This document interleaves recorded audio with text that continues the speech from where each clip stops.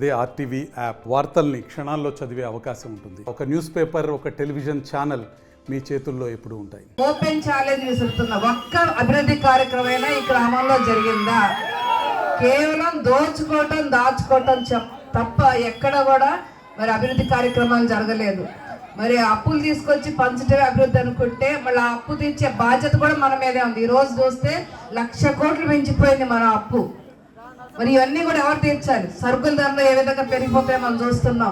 అదేవిధంగా కరెంట్ ఛార్జీలు, పెట్రోల్ ధరలు, డీజిల్ ధరలు, అదే గ్యాస్ ధరలు, మరి ఏది కొనాలన్నా కూడా అందరిని ద్రాక్ష అయిపోయింది. ఇసుక చంద్రబాబు నాయుడు గారు గవర్నమెంట్ ఉంటే ఉచితంగా ఉండేది ఇసుక. దాని ద్వారా ఇళ్ల నిర్మాణాలు బాగా జరిగేవి, పనులు ఉండేవి. ఈరోజు ఇసుక బంగారం కంటే మరి అందరి ద్రాక్ష అయిపోయింది. మార్కెట్లో మనకు బంగారం దొరుకుతుంది కానీ ఇసుక దొరకట్లేదు. దాని మీద ఆధారపడ్డ పనులన్నీ కూడా రోడ్డు మీద పడిపోయినాయి. ఎక్కడ కూడా పనులు లేవు. రైతుల పరిస్థితి అయితే అంధకారం అండి. ఒక్క సాగునీటి ప్రాజెక్టు కూడా నిర్వహణ చేయట్లేదు. మోటార్లు కనీసం మోటార్లు కూడా అన్నిటి పర్యంతం అయిపోయారు రైతాంగం అంతా కూడా.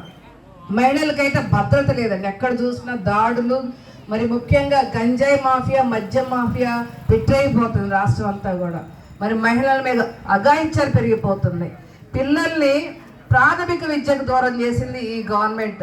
మనం చిన్న ఎలిమెంటరీ స్కూల్స్ అన్ని తీసుకెళ్లి మరిన్ని వీడియోస్ కోసం ఛానల్ ని సబ్స్క్రైబ్ చేయండి. లేటెస్ట్ అప్డేట్స్ కోసం వాట్సాప్ ఛానల్ ని ఫాలో చేయండి. అండ్ లింక్ డిస్క్రిప్షన్ లో ఉంది.